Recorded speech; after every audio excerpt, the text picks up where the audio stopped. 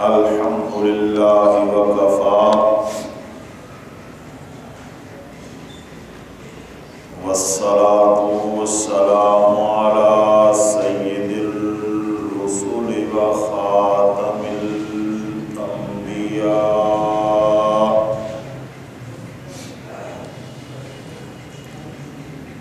وعلى آله وأصحابه نجوم الهدى.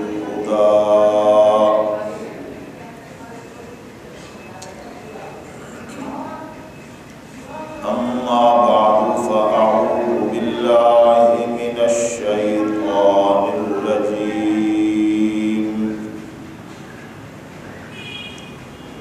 بسم الله الرحمن الرحيم.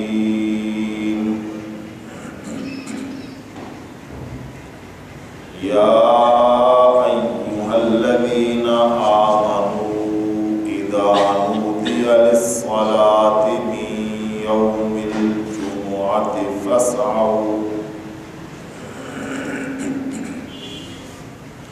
فاسعوا إلى ذكر الله وذروا البيع ذلكم خير لكم إن كنتم تعلمون.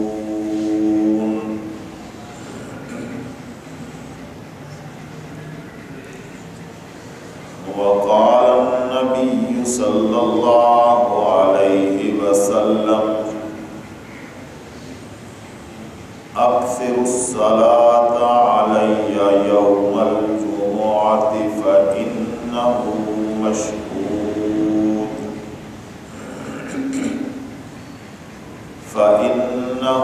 مشهود يشهده الملائكة.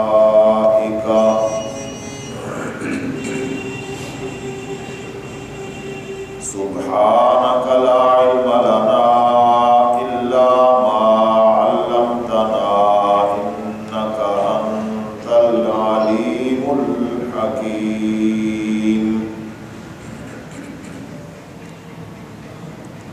رب اشرح لي صدري ويسر لي أمري واحلل عقدة من لساني يفقه قولي. آمنت بالله صدق الله مولانا العظيم وصدق رسوله النبي الكريم الأمين. محترم حضرات، گزشتہ سے پیوستہ جمعہ کے موقع پر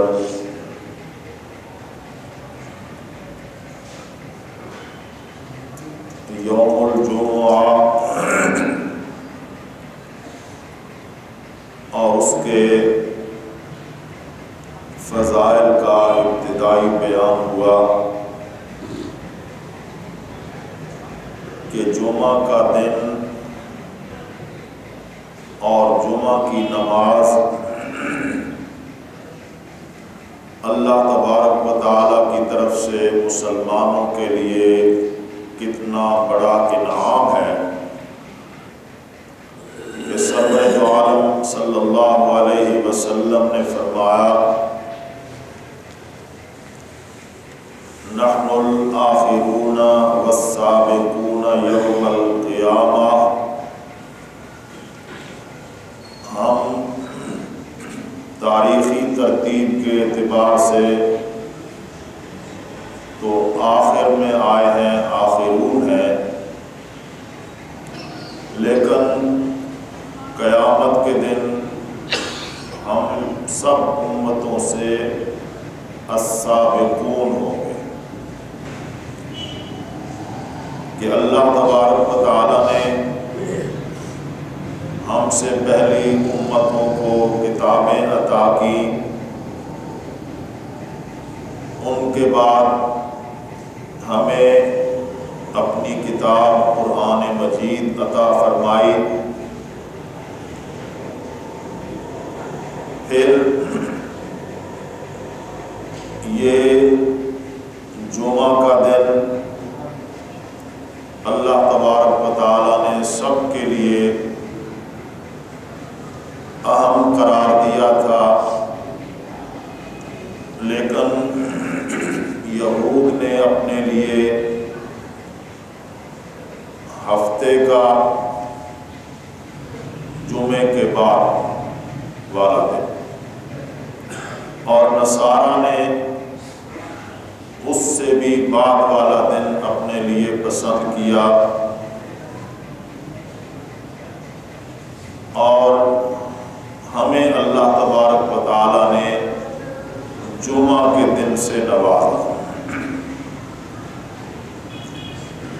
جمعہ کا دن کیا ہے؟ سرور دو عالم صلی اللہ علیہ وسلم نے اس کی وجہ تسمیہ بھی بیان کی اور اس کی تاریخ بھی بیان فرمائی۔ اس کے علاوہ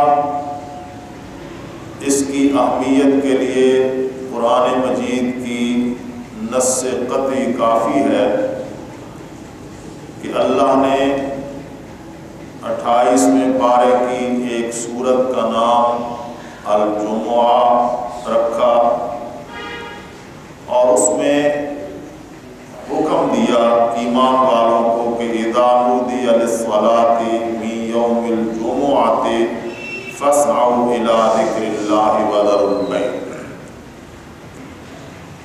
کہ جب جمعہ کے دن نماز کے لیے اذان دی جائے تو اللہ کے ذکر کی طرف دوڑو اور خرید و فروخت چھوڑ دو۔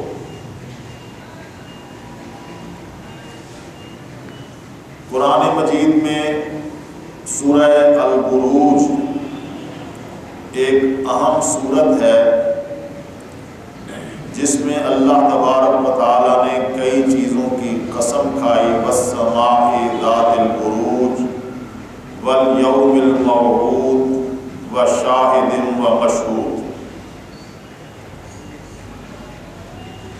قسم ہے آسمان کی جو ذات البروج ہے، اور قسم ہے الیوم الموعود کی اور شاہد اور مشہود کی۔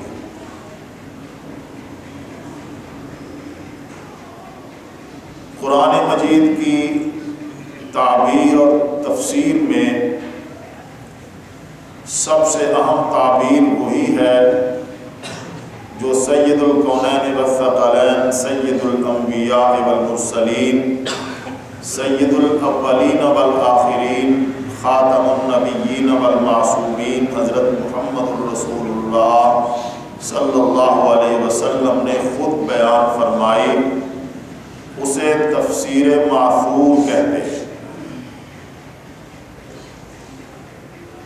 بہت سے مقامات قرآن مجید کے وہ ہیں کہ جن کی تفسیر پیغمبر دو عالم نے خود بیان کی، اور احادیث میں ان تمام حدیثوں کو ایک جگہ پر جمع کر کے کتب احادیث میں باقاعدہ کتاب التفسیر کا عنوان قائم کیا گیا۔ سیدنا حضرت ابو ہریرہ رضی اللہ تعالی عنہ بیان کرتے ہیں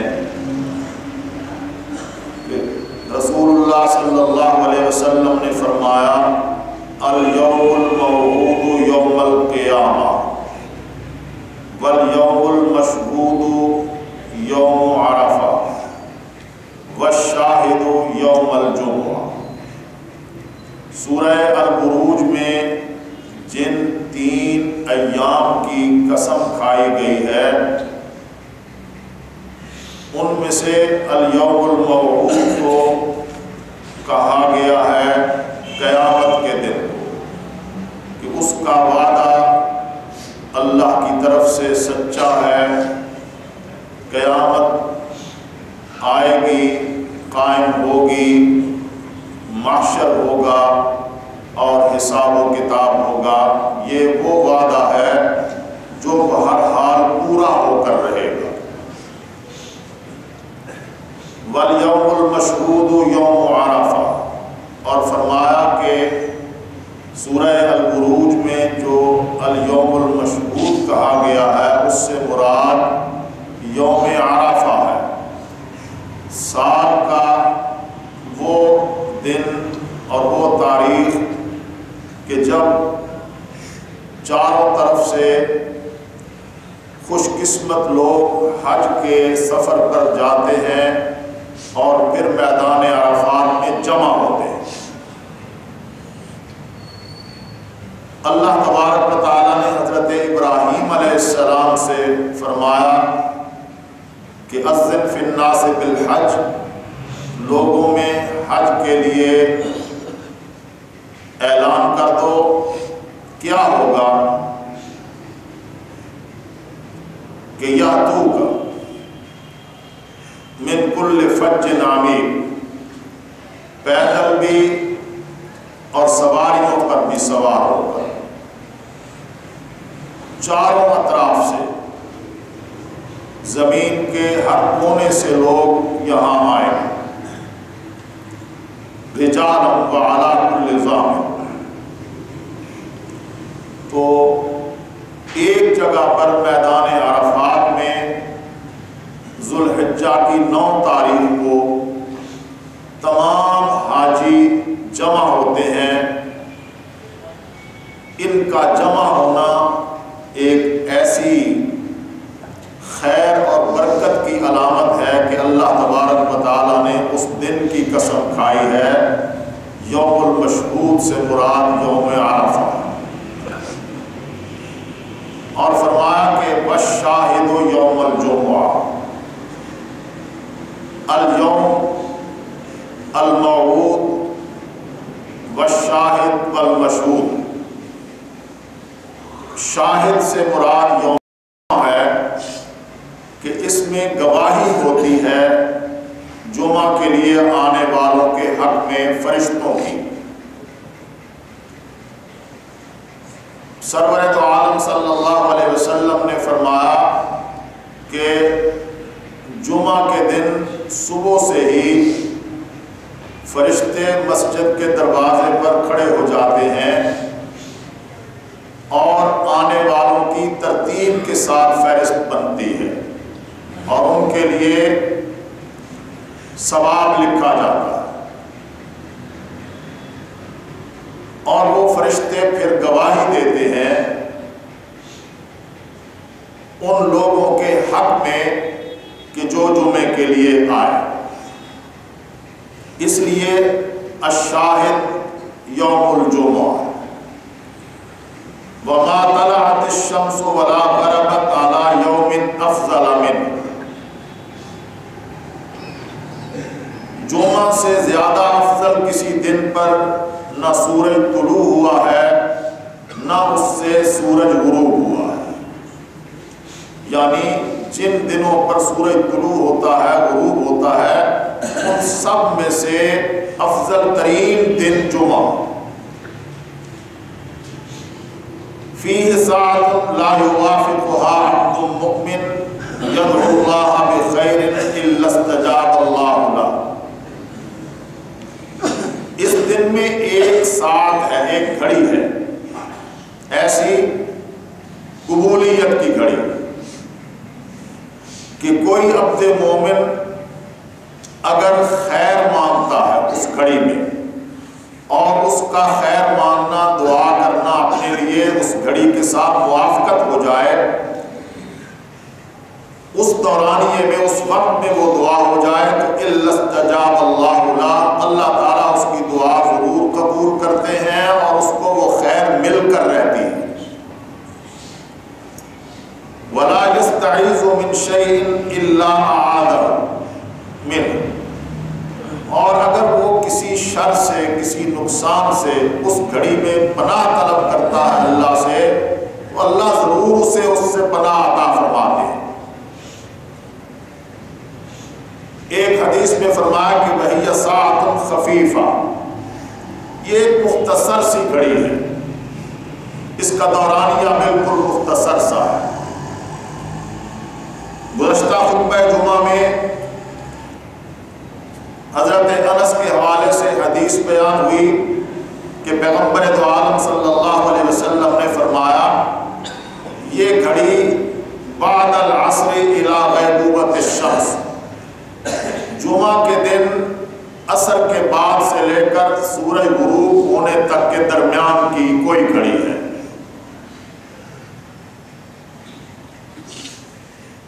ایک اور حدیث میں پیغمبر دو عالم صلی اللہ علیہ وسلم نے ارشاد فرمایا، اور یہ حضرت ابو بردہ بن ابی موسیٰ العشری سے روایت ہے، وہ کہتے ہیں کہ میں نے اپنے باپ سے سنا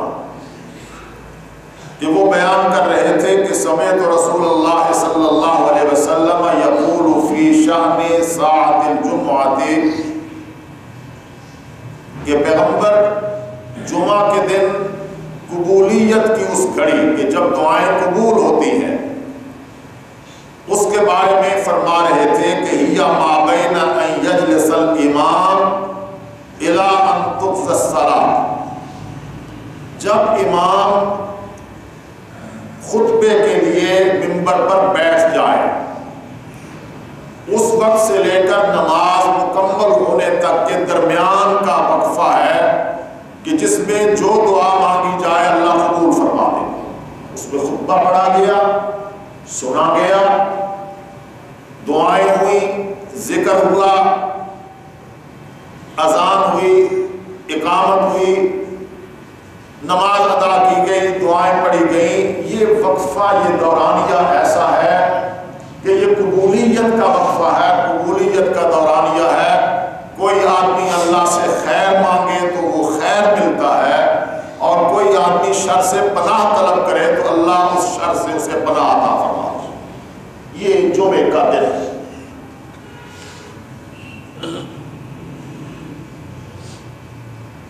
اور جب پھر حضور سرور دو عالم صلی اللہ علیہ وسلم نے فرمایا کہ امام خطیب منبر پر آ کر بیٹھ جاتا ہے تو فرشتے بھی اپنا کام سمیٹ کر بیٹھ جاتے ہیں ذکر کے لیے۔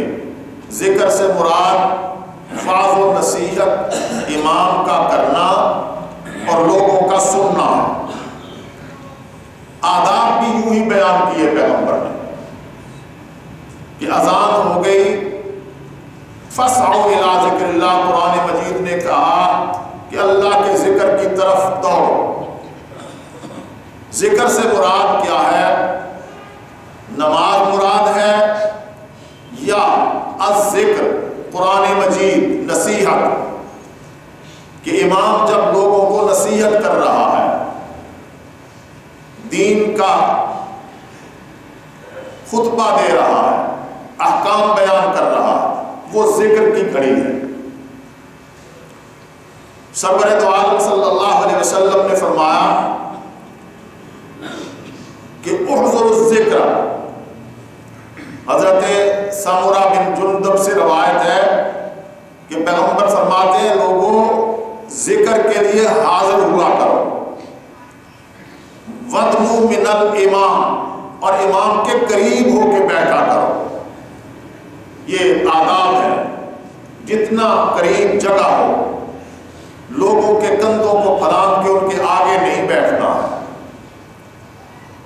لوگوں کو تنگ نہیں کرنا ہے، لیکن جگہ ملتی جائے تو فرمایا وَدْنُوا مِنَ الْإِمَامِ، امام سے قریب ہو جاؤ۔ کیوں؟ فَإِنَّ الرَّجُلَ لَا يَزَالُ يَتَبَاعَدُ حَتَّى يُؤَخَّرُ فِي الْجَنَّةِ وَإِنْ دَخَلَهَا، امام سے دور ہوتا رہتا ہے آدمی، تو یہ امام کا قرب کیا ہے؟ پہلی صفوں میں جگہ لینا۔ نماز کے لیے صف بندی کی اپنی ترتیب ہے، اپنی اہمیت ہے، لیکن کوئی آدمی یتباعد دور ہوتا رہتا ہے تو حتی یؤخر فی الجنہ،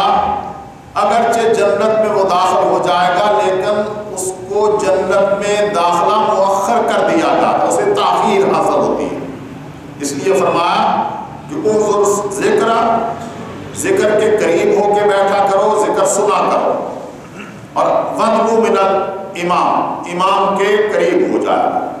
ترتیب کیا ہے؟ جمعے کی نماز کی اہمیت جسے ہم بھولے ہوئے ہیں۔ گزشتہ خطبہ جمعہ میں حدیث بیان ہوئی کہ اللہ تبارک و تعالی غنی ہے، انہیں کوئی پرواہ نہیں ہے۔ من استغنا بلہو او تجارت استغنى اللہ عنہ، جو آدمی جمعے کے لیے حاضر نہیں ہوتا، لاپرواہی کرتا ہے جمعے، لہو لعب کی وجہ سے، کھیل تماشے کی وجہ سے، یا کسی تجارت میں مشغولیت کی وجہ سے، تو اللہ تبارک و تعالیٰ بھی اس سے بے پرواہ ہو جاتے ہیں اور وہ اللہ کی رحمت سے دور کر دیا جاتا ہے۔ تجارت، رزق کی تلاش، اس کا اپنا ایک نظم ہے، لیکن فرمایا کہ جب اذان ہو جائے تو پھر بیع چھوڑ دو۔ ہاں، اذا قضیت الصلاۃ فانتشروا فی الارض وابتغوا من فضل اللہ، جب نماز مکمل ہو جائے تو فانتشروا فی الارض، زمین میں پھیل جاؤ، اور وابتغوا من فضل اللہ، اللہ کا فضل ڈھونڈو۔ اس سے مراد تمام مفسرین اس بات پر متفق ہے کہ اذان ہوئی تو تجارت بند کر دو، نماز مکمل ہو جائے تو پھر تجارت کے لیے، رزق کی تلاش کے لیے، اپنے کام کاج کے لیے انتشروا فی الارض، زمین میں پھیل جاؤ، اللہ سے اس کا رزق مانگو۔ واذکروا اللہ کثیرا لعلکم تفلحون، اللہ تبارک و تعالیٰ کا ذکر بھی کثیر کرتے رہو۔ حضرت امام مالک رحمہ اللہ تعالی رحمتا واسعہ سے روایت ہے کہ وہ نماز جمعہ سے فارغ ہو کر لوٹنے لگتے تو مسجد کے دروازے پر کھڑے ہو جاتے اور کہتے اللہم انی اجبت دعوتک، میرے اللہ جب اذان ہوئی تو میں نے لبیک کہا، اجبت دعوتک، تو نے بلایا مسجد کی طرف تو میں سب کچھ چھوڑ چھاڑ کے آ گیا، وصلیت فریضتک، اور جو نماز تو نے مجھ پر فرض کی تھی وہ میں نے ادا کی۔ اب انتشرت کما امرتنی، جیسا تو نے حکم دیا ہے نماز پڑھ کے اب میں نکل رہا ہوں، زمین میں جا رہا ہوں، مسجد سے نکل رہا ہوں۔ فارزقنی من فضلک وانت خیر الرازقین، اے میرے اللہ اپنے فضل سے مجھے رزق عطا فرما، تو بہترین رزق دینے والا ہے۔ یہ رزق کی تلاش، محنت مزدوری، تجارت، خرید و فروخت، اس کے لیے اسلام نے اپنی ایک ترتیب بیان کی ہے، اہمیت بیان کی ہے۔ اللہ تبارک و تعالیٰ نے زندگی اور توفیق بخشی تو ماہ ربیع الاول میں سرور دو عالم صلی اللہ علیہ وسلم کی طرف سے بیع و شراء، تجارت اور کاروبار کے لیے جو احکام اور جو شریعت دی گئی ہے اس پر گفتگو ہوگی۔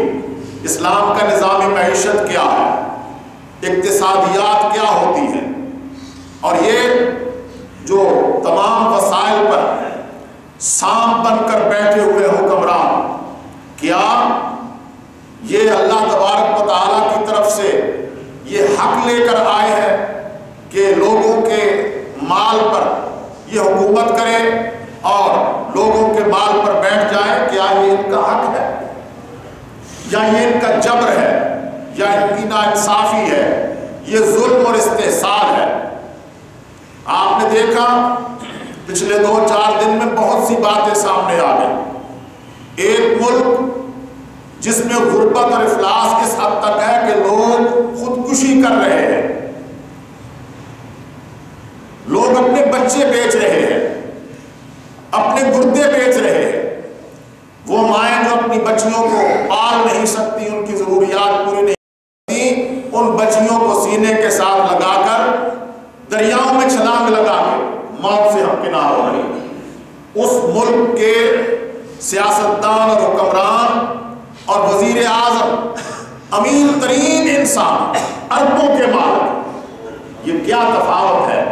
جھونپڑیاں ہیں، خانہ بدوش لوگ ہیں، کھانے پینے کی ضروریات ان کی پوری نہیں ہوتی، سیاستدان کروڑوں اور اربوں کے مالک ہیں، اپنے اپنے انتخابات میں انتخابی اخراجات کے اعتبار سے وہ جھوٹ بولتے ہیں، جھوٹے بیان حلفی دیتے ہیں، لوگوں کے سامنے کذب بیانی سے کام لیتے ہیں، اور وہ سب کچھ سامنے آ رہا، انہیں معلوم بھی ہے کہ ہمارا جھوٹ کھل جائے گا، اور جھوٹ کھل گیا ہے۔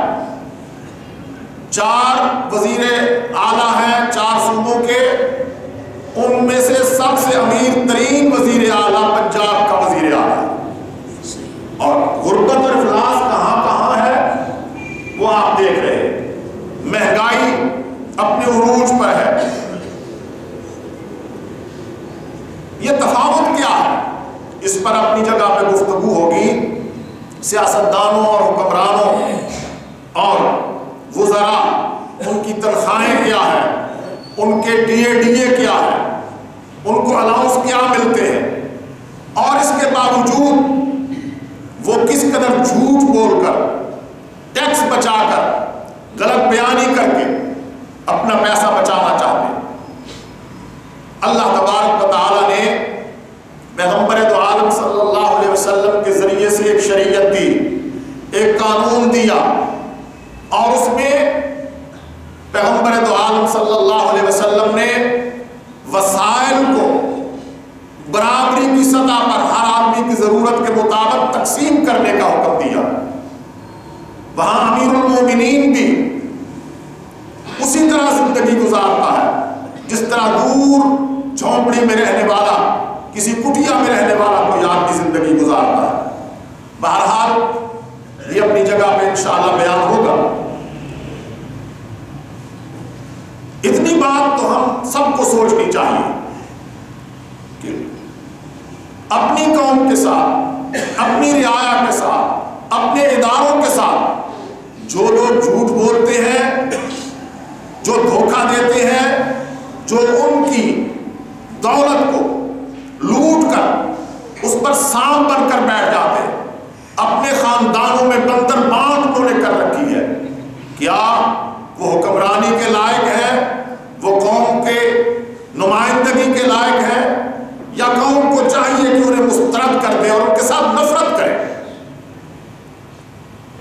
بات جمعے کی ہو رہی ہے، اللہ تبارک و تعالیٰ نے فرمایا کہ بیع و شراء چھوڑ دو جب اذان ہو جائے، اور جب نماز مکمل ہو جائے تو فانتشروا فی الارض وابتغوا من فضل اللہ، زمین میں پھیل جاؤ اور اللہ کا رزق تلاش کرو۔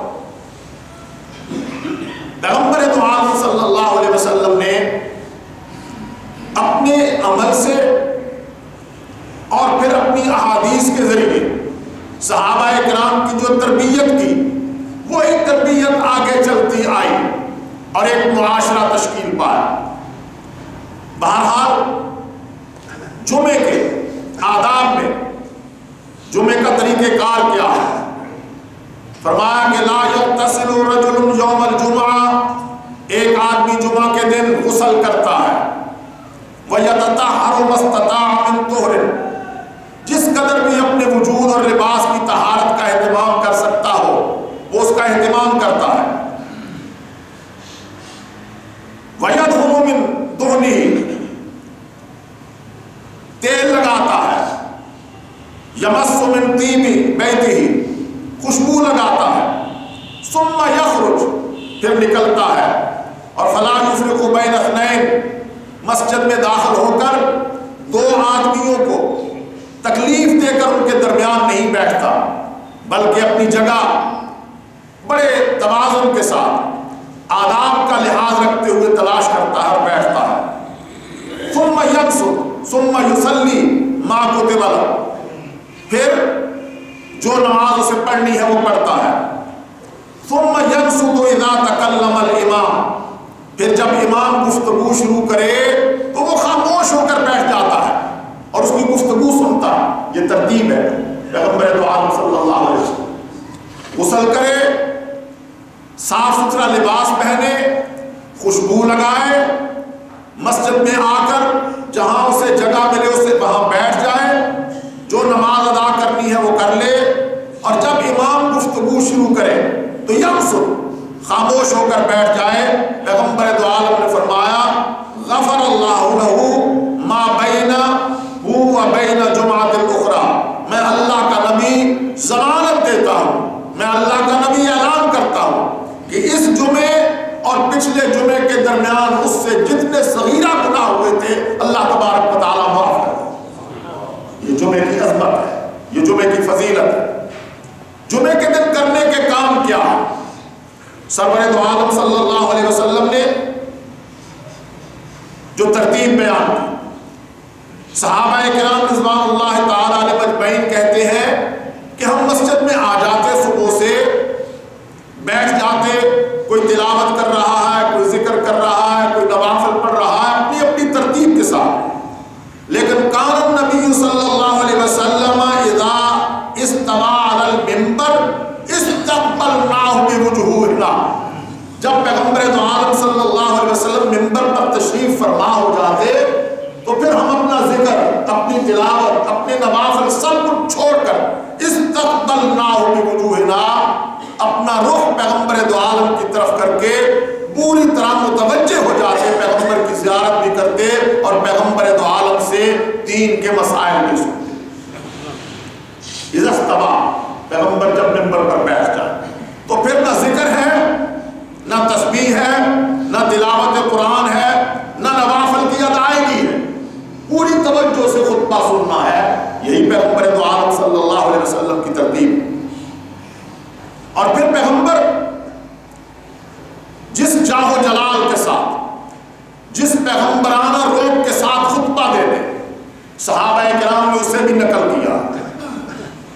حضرت جابر کہتے ہیں اذا خطب احمرت عیناہ، جب پیغمبر دو عالم خطبہ دیتے تو آپ کی آنکھیں سرخ ہو جاتی، اللہ کی تعریف ہو رہی ہے، اللہ کی صفات بیان ہو رہی ہے، شریعت کے احکام بیان ہو رہے ہیں، جنت و دوزخ کا تذکرہ ہو رہا ہے، قرآن مجید کے مضامین بیان ہو رہے ہیں، بتایا جا رہا ہے کہ شریعت پر عمل کرنے سے یہ فائدہ ہوگا، بتایا جا رہا ہے کہ شریعت پر عمل نہ کرنے سے، اللہ کے احکام سے بغاوت پر کیا نتیجہ سامنے آئے گا۔ علا صوتہ، پیغمبر کی آواز بلند ہو جاتی، واشتد غضبہ، پیغمبر کا غضب اپنی پوری شدت میں ہوتا، حتی کأنہ منذر جیش، یہاں تک کہ یوں لگتا جیسے پیغمبر دو عالم کسی لشکر کو روانہ کر رہے ہیں اور دوسرے لشکر کے ساتھ لڑائی کی ترتیب بتا رہے ہیں، تربیت ہو رہی ہے۔ یقول سبحکم ومساکم، پیغمبر دو عالم فرمایا کرتے تھے بعثت انا والساعۃ کہاتین، لوگوں میرے اور میرے بعد قیامت کے درمیان کوئی فاصلہ نہیں ہے، کوئی نیا نبی نہیں آئے گا، میں جاؤں گا، اس کے بعد قیامت کا انتظار کرنا، قیامت کے لیے تیار رہنا، کیونکہ انا والساعۃ کہاتین، میں اور قیامت اس طرح ہے جس طرح یہ دو انگلیاں ہیں۔ اس لیے فرمایا سبحکم ومساکم، لوگوں تمہاری صبح کیسے گزر رہی ہے، تمہاری شام کیسے ہو رہی ہے، ذرا سوچو تو صحیح۔ پیغمبر دو عالم صلی اللہ علیہ وسلم غور اور فکر کی تربیت دیتے، اپنے گریبان میں جھانک کر دیکھو تم نے غفلت میں کتنا وقت گزارا ہے، تمہاری صبح کیسے ہوئی، تمہارا دن کیسے گزرا، تمہیں شام کیسے ہوئی، سورج ڈوبا تو تم کس حالت میں تھے، تمہاری رات کیسے گزری۔ پیغمبر دو عالم صلی اللہ علیہ وسلم تو یوں، صحابہ اکرام آج ہمارا حال کیا ہے، نہ ہمیں اپنی صبح کا علم ہے، نہ ہماری شام کا علم ہے۔ روزانہ 5 وقت کی اذان مؤذن اندر کمرے میں کھڑے ہو کر لیکن لاؤڈ سپیکر پہ دیتا ہے، آوازیں گونجتی ہیں، یہ ایک الگ بات ہے کہ اللہ اکبر کی آواز لوگوں نے اسے دبانا چاہا، اشہد ان لا الہ الا اللہ کی آواز پہلے سے کہیں زیادہ گونج رہی ہے. اشہد ان محمد رسول اللہ، یہ تو اللہ نے اہتمام کیا ہے کہ چاروں طرف سے مؤذن جب لاؤڈ سپیکر نہیں ہوتے تھے تو مسجدوں کی چھتوں پہ کھڑے ہو کر، اونچی جگہ پہ کھڑے ہو کر اپنا پورا زور لگا کر کہتے تھے کہ اللہ سب سے بڑا ہے. میں گواہی دیتا ہوں کہ اللہ کے سوا کوئی عبادت کے لائق نہیں. میں گواہی دیتا ہوں کہ محمد اللہ کے رسول ہے.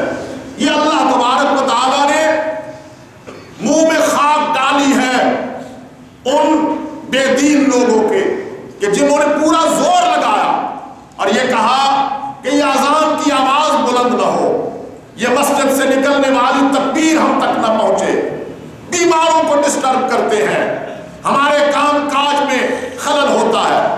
لیکن اللہ تبارک و تعالیٰ کا اپنا نظام ہے. ان کے چہرے سیاہ ہو گئے، وہ تباہ و برباد ہو رہے ہیں، ان کی شکست ان کا مقدر بنی ہوئی ہے. مؤذن اونچی آواز کے ساتھ کہتا ہے اللہ اکبر، پورا زور لگا کے کہتا ہے اشہد ان لا الہ الا اللہ، اور پوری قوت کے ساتھ کہتا ہے کہ اشہد ان محمد رسول اللہ، میں گواہی دیتا ہوں کہ محمد اللہ کے رسول.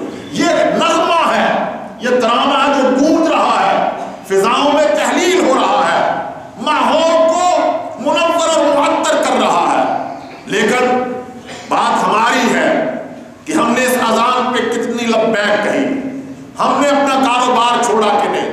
چاروں طرف آپ کسی اذان کے بعد گلیوں میں کوچوں بازاروں میں نہیں، مسجد کے ماحول میں دیکھیں تب بھی آپ کو ڈر لگے گا اللہ تبارک و تعالیٰ کی عذاب کا. اگر تھوڑے سا احساس ہو، سوچ و بچار ہو تو کام اٹھیں گے، رونگٹے کھڑے ہو جائیں گے کہ جو کاروبار کر رہا ہے اذان نے اس سے کاروبار نہیں روکا، جو کھیل رہا ہے. ہم اتنے عاجز آ گئے ہیں اپنی نئی نسل کے سامنے کہ گلیوں میں کوچوں میں بازاروں میں سڑکوں پہ کرکٹ کھیلنے والے بچے وہ ہمارے کنٹرول میں نہیں ہے، خود ہماری اولادیں ہمارے کنٹرول میں نہیں ہے. اذانوں پہ اذانیں ہو رہی ہیں، نمازوں پہ نمازیں ہو رہی ہیں، ذکر اور تسبیحات کا وقت گزر رہا ہے. ہم عاجز ہیں، ہم سہمے ہوئے ہیں، ہم اپنی اولادوں کو کہنے کی جرات نہیں رکھتے. تو یہ جو ماحول بنا ہے یہ کیا ماحول ہے؟ پیغمبر دو عالم خطبہ جمعہ میں کہا کہ صبحکم و مساکم، تمہاری صبح کیسے ہوئی، تمہاری رات کیسے ہوئی. تم سوچو تو صحیح کہ انا والساعۃ کہاتین، میرے بعد قیامت بہت قریب آ گئی ہے. اقتربت الساعۃ وانشق القمر، چاند دو ٹکڑے ہو گیا، قیامت قریب آ گئی. اور کس کو کیا پتا ہے کہ آج شام ہوئی ہے تو اگلی صبح ہوگی کہ نہیں، صبح ہو گئی ہے تو شام ہوگی کہ نہیں. آپ حیران ہوں گے. پیغمبر دو عالم امام الانبیاء علیہ التحیۃ والسلام نے اپنے صحابہ کو تلقین کی کہ اے میرے صحابہ یہ بات یاد رکھو کہ جب تمہاری زندگی میں صبح ہو جائے تو لا تنتظر المساء، شام کا انتظار نہ کرنا، کوئی امیدیں نہ باندھنا کہ میری زندگی اتنی ہے کہ شام بھی ہو جائے گی. نہیں، ہو سکتا ہے کہ دن کے کسی وقت میں موت کا فرشتہ آئے اور تمہاری روح قبض کر کے چلا جائے، تمہارے لیے تو وہی قیامت ہے. اور جب تمہاری شام ہو جائے تو پھر صبح کا انتظار نہ کرنا. کون ضمانت دے سکتا ہے اور کون گارنٹی دے سکتا ہے کہ ایک آدمی رات کو اپنے بستر پر سوئے گا تو صبح بھی اسی طرح توانائی کے ساتھ اٹھ کھڑا ہوگا. صبح ہونے سے پہلے تو پیغمبر عالم خطبہ جمعہ میں یوں اپنے صحابہ کرام کو جھجوڑا کرتے تھے. پھر پیغمبر تو عالم صلی اللہ علیہ وسلم نے جمعے کے متعلق ایک خاص حکم بیان فرمایا. آپ کو یاد ہوگا میں نے گزشتہ خطبہ جمعہ میں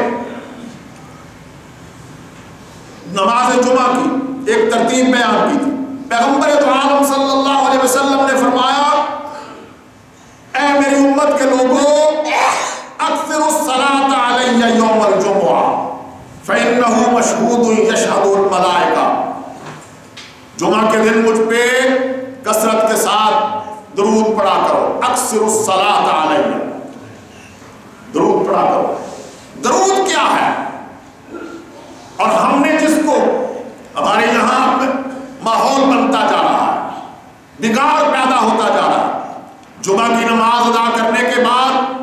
سب لوگ چلے جاتے ہیں، چند لوگ کھڑے ہو کر ایک سلام کے نام پر لاؤڈ سپیکر پہ کچھ لوگ اجتماعی طور پر سلام پڑھتے ہیں۔ پیغمبر تو عالم صلی اللہ علیہ وسلم نے اس سلام کی کوئی تعلیم نہیں دی۔ صحابہ کرام اور صحابہ کرام سے لے کر پچھلے ادوار تک پوری تاریخ اسلام اس سے خالی تھی، لیکن اب کہا یہ جاتا ہے کہ جو سلام میں شریک ہوتا ہے وہ تو درود کا قائل ہے، اور جو سلام میں شریک نہیں ہوتا وہ درود کا منکر ہے۔ یہ فتویٰ بازی، اسے فرقہ واریت کہتے ہیں۔ ابھی آپ دیکھ لیں گے یہ سفر کا مہینہ ہے، بدھ آ رہا ہے جسے آخری چہار شنبہ کہتے ہیں۔ میں آج بھی پڑھ رہا تھا، پہلے بھی میں نے بیان کہ سیرت کی تمام کتابیں اٹھا کر دیکھیں، ابن ہشام کے الفاظ ہیں کہ پیغمبر دو عالم صلی اللہ علیہ وسلم پر جس بیماری کا آغاز ہوا کہ اس کے بعد پھر پیغمبر اٹھ نہیں سکے، بیماری شدید ترین ہوتی چلی گئی۔ ابن ہشام نے لکھا ہے کہ وہ سفر کے آخری دنوں میں شروع ہوئی۔ ہمارے یہاں جس طرح 12 ربیع الاول کو پیغمبر دو عالم کے یوم وفات کے موقع پر جشن عید میلاد النبی منایا جاتا ہے، اسی طرح جس دن پیغمبر دو عالم کی بیماری شروع ہوئی ہمارے یہاں جلوس نکلتا ہے، سیر و تفریح ہوتی ہے، اور راوی کے کنارے پر مردوں اور عورتوں کی سیر و تفریح ہو رہی ہے کہ جی پیغمبر دو عالم کو صحت ہوئی تھی، ہم اس کی خوشی میں یہ بنا رہے ہیں۔ یہ بدعات کا رواج کیا ہے؟ شیطانی ذوق ہے جس نے انسانیت کے اس سنت کے جذبوں کو اپنی لپیٹ میں لے لیا ہے۔ ہمیں سمجھنا چاہیے کہ ہم کس طرف سے چلے تھے اور ہم کس طرف جا رہے ہیں۔ ہماری بحثیت مسلمان ابتدا کیا ہے؟ ہماری ابتدا ہے پیغمبر دو عالم کی سنت سے، صحابہ کرام کے طرز عمل سے۔ ہماری انتہا کیا ہے؟ ہم کس طرف جا رہے ہیں؟ ہر نیا سال ایک نئی بدعت لے کر آتا ہے۔ ہماری گلیوں اور کوچوں اور بازاروں میں ربیع الاول میں آپ تماشا دیکھیں گے، یہ تماشا ہے، یہ عبادت نہیں ہے۔ آخری چہار شنبے کے نام پر جو 20-25 یا 30-40 سال پہلے جلوس ہماری سڑکوں پہ نکالا گیا اور سیر و تفریح کا بہانہ بنایا گیا اور کہا گیا کہ حضور کو شفا ہوئی تھی، پوری سیرت کی کتابیں اس بات پر گواہ ہے کہ آخری دنوں میں تو پیغمبر دو عالم کو وہ بیماری شروع ہوئی کہ پھر پیغمبر مسجد نبوی میں نماز پڑھانے کے لیے بھی نہیں جا سکے۔ من آخر شہر صفر، یہ الفاظ ہے ابن ہشام کے۔ کہ فبین الناس علی ذلك ابتلي رسول اللہ صلی اللہ علیہ وسلم بشقواہ الذی قبضہ اللہ فیہ الی ما اراد به من کرامت ابراہیم فی لیال بقین من سفر۔ سفر کی چند راتیں ابھی باقی تھیں کہ پیغمبر دو عالم کو وہ بیماری شروع ہوئی کہ جس کے بعد پیغمبر دو عالم کی روح قبض کر لی گئی اور پیغمبر دو عالم صحت مند ہو کر مسجد نبوی میں نہیں آ سکتے۔ اس حد تک وہ بیماری پڑی کہ پیغمبر دو عالم مسجد نبوی میں جانا چاہتے ہیں، جا نہیں سکتے۔ اگر ایک دفعہ گئے ہیں تو ایک ہاتھ حضرت عباس کے کندھے پر، دوسرا ہاتھ حضرت علی کے کندھے پر، دونوں کے کندھوں پر اپنا پورا بوجھ ڈال کر پیغمبر کے پاؤں گھسٹتے جا رہے تھے، زمین پہ لکیر بنتی جا رہی تھی۔ پیغمبر دو عالم اس حالت میں مسجد نبوی میں گئے اور پھر نہیں جا سکے تو ایک دفعہ بھی تیاری کی، دوسری دفعہ بھی تیاری کی، تیسری دفعہ بھی تیاری کی، لیکن اٹھ کر جا نہیں سکے، غشی طاری ہو جاتی تھی۔ تو پیغمبر دو عالم نے فرمایا اگر نماز کے لیے صحابہ انتظار کر رہے ہیں تو میں نماز پڑھانے کے لیے آج نہیں جا سکتا، مرو ابا بکر فلیصلی بالناس، جا کے ابو بکر کو وہ لوگوں کو نماز پڑھا۔ جس بیماری کے بعد، جس بیماری کے آغاز پر پیغمبر دو عالم کے ساتھ یہ حالات پیش آئے ہیں، ہمیں لگا دیا گیا ہے کہ ہم اس پر جشن منائیں، ہم اس پہ خوشی کا اظہار کریں، ہم اس پہ تالیاں پیٹیں، ہم اس پہ دھوم دھڑکے کے ساتھ بازاروں میں اور گلیوں میں نکلے اور ایک دوسرے کو مبارکباد دیں۔ کون سی وہ طاقت ہے شیطانی کہ جس نے ہمارے ہر غم کے دن کو ہمارے لیے خوشی میں تبدیل کر دیا، ہمیں اس طرف لگا دیا۔ درود کیا ہے؟ پیغمبر دو عالم صلی اللہ علیہ وسلم نے فرمایا اکثروا، جمعہ کے دن مجھ پہ درود پڑھا کرو کثرت کے ساتھ۔ اللہ ہمیں اس کی توفیق نصیب فرمائے۔ حدیث مکمل کر فرمایا کہ فَإِنَّهُ مَشْهُودٌ، اس لیے کہ جمعے کا دن مشہود ہے، یشہدہ الملائکہ، فرشتے آتے ہیں، تم درود پڑھتے ہو تو ویسے بھی اللہ تبارک و تعالیٰ کی طرف سے اہتمام ہے۔ پیغمبر دو عالم نے فرمایا تم کو جہاں کہیں درود پڑھتے ہو، اِنَّ لِلَّهِ مَلَائِکَةٌ سَيَّاحِينَ فِي الْأَرْضِ، زمین میں چلنے والے فرشتوں کی جماعتیں گھوم رہی ہیں، اللہ نے ان کی ڈیوٹی لگائی ہے، وہ گھوم رہے ہیں، جہاں کہیں کوئی آدمی میری امت کا مجھ پہ درود پڑھتا ہے، وہ اس درود کو، اس کے الفاظ کو جنت کے ریشمی رومالوں میں لپیٹ کر میرے سامنے پیش کرتے ہیں۔ فرمایا ان احدا لم يصلي علي الا عرضت علي صلاته حتى يفرغ منها، جب وہ فارغ ہوتا ہے تو اس کا درود مجھ تک پہنچایا جاتا ہے۔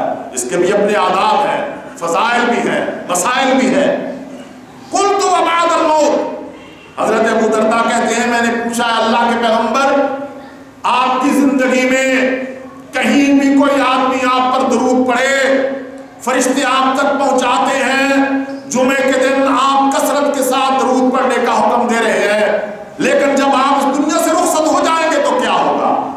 بعد الموت کے لیے ہمارے لیے کیا حکم ہے؟ تو عقیدہ سمجھ لیں۔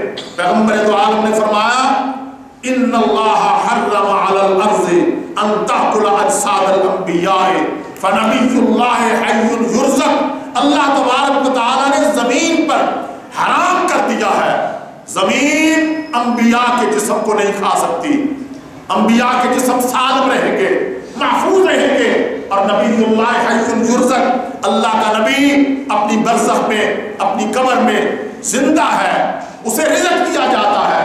لہذا جس طرح میری زندگی میں تم کہیں بھی درود پڑھو گے تو فرشتے مجھ تک پہنچائیں گے، میری وفات کے بعد بھی جب کہیں میری امت کے لوگ مجھ پر درود پڑھیں گے اللہ کا فرشتے وہ میری قبر میں مجھ تک پہنچائیں۔